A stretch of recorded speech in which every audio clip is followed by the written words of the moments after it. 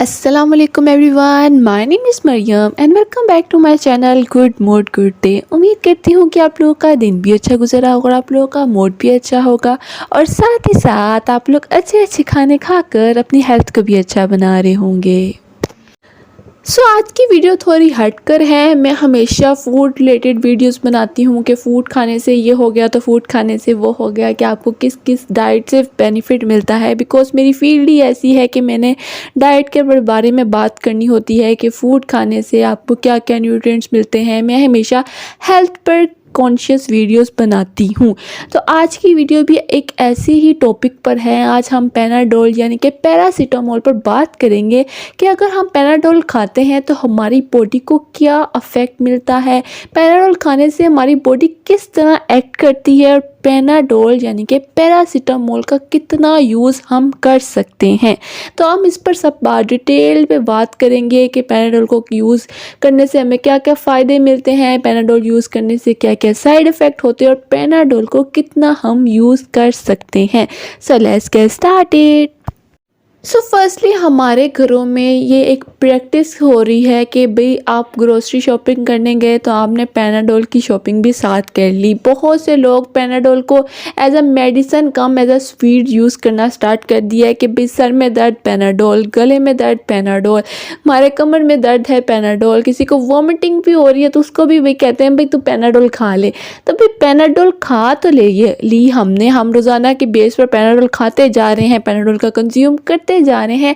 आखिर हमारी बॉडी कैसे रिएक्ट कर रही है इस पैनाडोल पर। हम जो रोज़ाना की बेस पे एक दो पैनाडोल्स खा रहे हैं और हमें बहुत रिलैक्स फील होता है, हम पूरा दिन थके हारे घर आए थे तो हमने आके एक चाय का कप पिया, एक पैनाडोल की और आराम से सुकून सी नींद सो गए।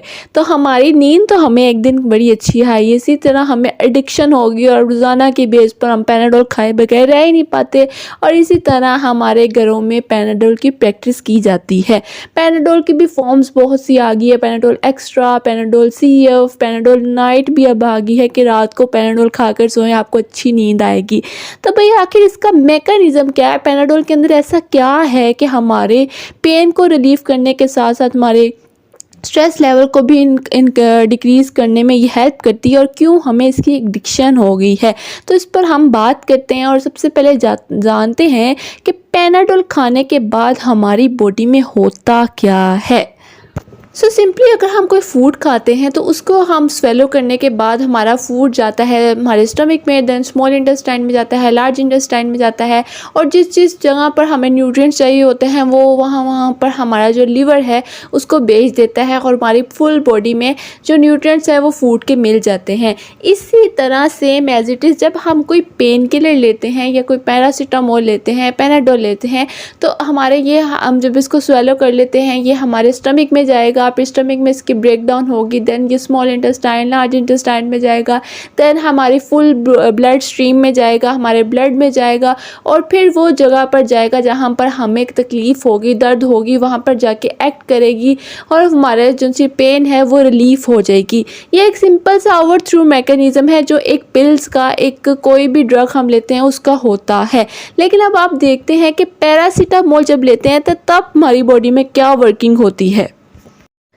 जब भी हमारी बॉडी के किसी भी पार्ट में पेन होती है तो सबसे पहला जो सिग्नल है वो हमारे ब्रेन पर यानी कि हमारे सेंट्रल नर्वस सिस्टम पर जाता है कि भाई इस जगह पे पेन हो रही है, अभी इसको रिलीफ कराना है।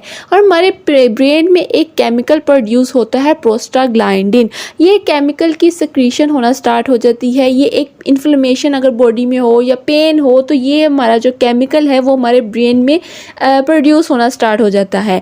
जब हम पैरासीटामोल या पैनाडोल खाते हैं तो ये मेडिसिन है ये हमारे ब्रेन में जाकर हमारा जो प्रोस्टाग्लैंडिन है, हमारा जो केमिकल पेन का रिलीज़ हो रहा था उसकी जो उनसे सिक्रीशन है उसको ब्लॉक कर देती है, उसको इनहिबिट करवा देती है।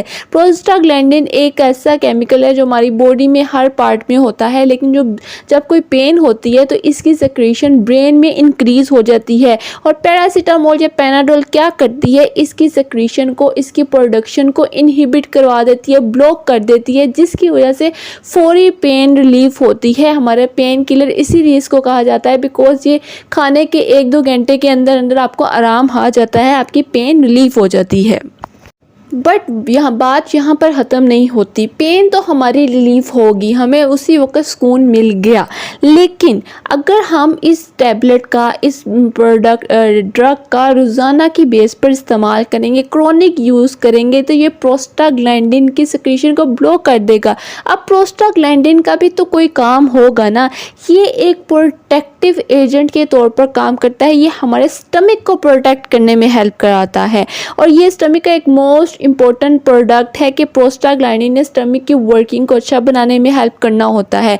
लेकिन जब हम क्रोनिक यूज़ करते हैं इस मेडिसिन का, पेनाडोल यानी कि पैरासीटामोल का, तो इससे क्या होता है कि हमें स्टमक अल्सर होने का मसला है, हमें पेप्टिक अल्सर हो सकता है, हमें गैस्ट्राइटिस हो सकता है, और हमारा स्टमक ख़राब हो सकता है। और ये एक मोस्ट इम्पॉर्टेंट और एक बड़ा ड्रॉबैक है पैरासीटामोल की क्रोनिक यूज़ का।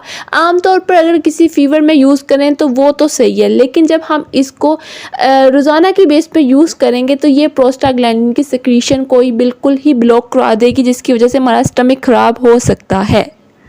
ये भी देखा गया है कि जो पेनाडोल या पैरासीटामोल का डेली बेस पर यूज़ कर रहे थे, उनका चेहरा पीला पीला दिखाई देने लग जाता है, क्योंकि हमारी बॉडी में प्रेजेंट जो हीमोग्लोबिन यानी कि जो रेड ब्लड सेल की ब्रेकडाउन पर जो एक बिलीरुबिन बनता है, उसका लेवल इन्हांस हो जाता है ब्लड के अंदर, जिसकी वजह से आपको जॉन्डिस भी हो सकता है, हेपेटाइटिस हो सकता है, और ये हमारा लीवर डिसऑर्डर का सबब बन सकता है। इससे जो लीवर पेशेंट है, जिन्हें क्रोनिक लीवर डिजीज़ रही है, जिन्हें हाइपरटाइटिस रहा है या जॉन्डिस रहा है, जो कोई भी मसला रहा है, उन लोगों को बिल्कुल रिस्ट्रिक्ट करा दिया जाता है कि वो पेनाडोल का यूज़ डेली लाइफ में बिल्कुल ना करें।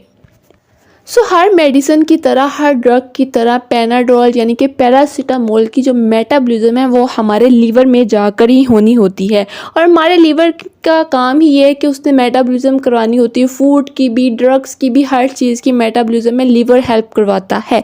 और हमारे लीवर में प्रेजेंट ग्लूटाथायोन नाम का एक एंटीऑक्सीडेंट होता है, जो कि इस मेटाबॉलिज्म में हेल्प करवाता है। हमारा लीवर बहुत ज़्यादा ग्लूटाथायोन को यूज़ करते हुए पैरासीटामोल की मेटाबॉलिज्म करवाता है।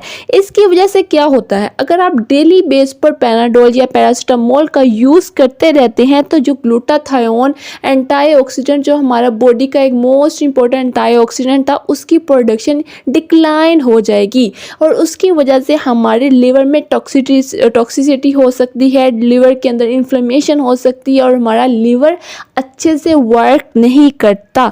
इसकी वजह से हमें हेपेटाइटिस का मसला हो सकता है, लिवर जॉन्डिस का मसला हो सकता है, कोई भी लिवर का डिसऑर्डर आपका इस वजह से भी हो सकता है। लिवर का मेन काम था कि आपकी बॉडी में न्यूट्रिएंट्स देना, आपकी जो भी आपने फूड खाया उसके न्यूट्रिएंट्स कहाँ कहाँ किस किस ऑर्गन को मिलने चाहिए, लिवर इन सारी चीज़ों को मैनेज करने में हेल्प कर रहा होता है। लेकिन जब आप पेनाडोल का या पैरासीटामोल का डेली बेस पर यूज़ करते जाते हैं, तो लिवर डैमेज हो जाता है, और फिर लिवर डैमेज होने की वजह से बॉडी का पूरा फंक्शन ख़राब होने में आपकी ये पैरासीटामोल हेल्प करवा रही होती है। ये कुछ साइड इफ़ेक्ट्स थे जो हमें पैरासीटामोल देती है, और ये साइड इफ़ेक्ट्स ऐसे हैं जो एक जेन्युइन बेस पर आपको पता चल रहे हैं कि इसका एक साइंटिफिक रीज़न है, वो मैंने आपको बताया है। अगर आपको डेली बेसिस में आप पेनाडोल खा रहे थे, आपको रिलीफ मिल रहा है, आप रोज़ाना थके हुए आए, आपने पेनाडोल खाई, आपको चलो ठीक है, आपको अच्छी एक लाइफ चल रही है। लेकिन जब आपको सीरियस में फ़ीवर होगा, आपको अच्छा खासा फ़ीवर हो गया, उस टाइम आपको ये मेडिसिन आपको हेल्प नहीं करवाएगी। बहुत से लोग इसी तरह एंटीबायोटिक्स का यूज़ करते रहते हैं, लेकिन जब उनको कोई डिज़ीज़ होती है, तब उस टाइम पर वो एंटीबायोटिक्स उनके लिए हेल्पफुल नहीं होती, बिकॉज बॉडी को इतनी आदत हो गई थी कि एंटीबायोटिक्स की, कि अब जब आपको डिज़ीज़ को आई है तो उसको सॉल्व करने में वो चीज़ हेल्प ही नहीं करेगी। इसी तरह अगर आपको फ़ीवर हो गया, हेडेक होगी, अब आपको सीरियस में फ़ीवर हो गया, आपको 104 फ़ीवर हो गया, और आपको पेनाडोल दी जा रही है, तो आपको उस टाइम पर वो हेल्प ही नहीं करवाएगी। आपके जो सा मेन फंक्शन था पैरासीटामोल का, वो होगा ही नहीं, और आपका फीवर डाउन ही नहीं जाएगा। और ये एक बहुत बड़ा ड्रॉबैक है उन लोगों के लिए जो कि डेली बेस पर पेनाडोल का यूज़ करते हैं। सो नॉर्मली आप एक दिन के अंदर 1 से 2 पैनाडोल खा सकते हैं। इससे ज़्यादा खाना आपके लिए हार्मफुल है, और वो भी तब आपने खानी है जब आपको कोई फ़ीवर हो गया है या फिर आपको सीवियर हेडेक है, तब उस टाइम पर आप पैनाडोल खा सकते हैं। अदरवाइज़ पैनाडोल से एडिक्शन नहीं करनी, इसको अपनी डेली लाइफ का हिस्सा नहीं बनाना कि आपने रोज़ाना पैनाडोल खानी है तो आपको असर होगा। सेम एज इट इज़ लोग टी को यानी कि चाय को भी अपनी एडिक्शन में शामिल कर लेते हैं कि हम चाय पियेंगे तो हमें सुकून मिलेगा। चाय में कैफ़ीन होती है, इसी तरह पैनाडोल एक्स्ट्रा में भी कैफ़ीन प्रेजेंट है। बहुत से लोग ये सवाल करते हैं कि पैनाडोल में और पैनाडोल एक्स्ट्रा में क्या फ़र्क है, तो उसमें यही है कि पैनाडोल के अंदर सिंपल पैरासीटामोल है जो कि दर्द से आपको निजात देती है, लेकिन जो पैनाडोल एक्स्ट्रा है उसके अंदर पैरासीटामोल के साथ साथ कैफ़ीन भी प्रेजेंट है, जिसके खाते के साथ ही आपको इंस्टेंट फ़र्क मिलता है और बहुत एक्टिव हो जाते हैं। इसीलिए ये जो मेडिसिन होती है इनका यूज़ तभी किया जाता है जब आपको कोई सीवियर मसला हो, आपको सीवियर केस में आप इन मेडिसिन का यूज़ करें। अदरवाइज़ जितना हो सके अपने आप को नेचुरली तौर पर एक्टिव करने में, अपने डिजीज़ को किल करने में हेल्प करें। जितनी हो सकेगा हमने इन मेडिसिन को कम से कम यूज़ करना है, ताकि जो हमारा स्टमक है, हमारा लीवर है, वो हमेशा हेल्दी रह सके। सो इसी तरह मैं हमेशा यही बात कहती हूँ कि अपनी अपनी डाइट को हमने अच्छा रखना है, अपनी डाइट में बहुत अच्छी अच्छी चीज़ों को लाना है। पेन अगर हो रही है तो हमने ग्रीन टी पी कर, हमने अच्छी स्लीप लेकर, अच्छी लाइफस्टाइल को अपनाकर, अच्छी हैबिट्स को अपनाकर उन चीज़ों से निकलना है। हमने रेस्ट करना है तो हमने दवाई से नहीं लेकर, हमने मेडिसिन खाकर नहीं सोना, बल्कि खुद को कोशिश करना है कि नेचुरल तौर पर हम कोई ब्रीथिंग एक्सरसाइज करके, मेडिटेशन करके अपनी पेन को रिलीफ कर सकें। सो उम्मीद करती हूँ कि आप लोगों को वीडियो अच्छी लगी होगी। वीडियो अच्छी लगी हो तो लाइक लाजमी कर दीजिएगा और मेरे चैनल को सब्सक्राइब कर दीजिएगा। आऊँगे मैं नेक्स्ट इन्फॉर्मेटिव वीडियो के साथ। वहाँ में याद रखिएगा। अल्लाह हाफिज़।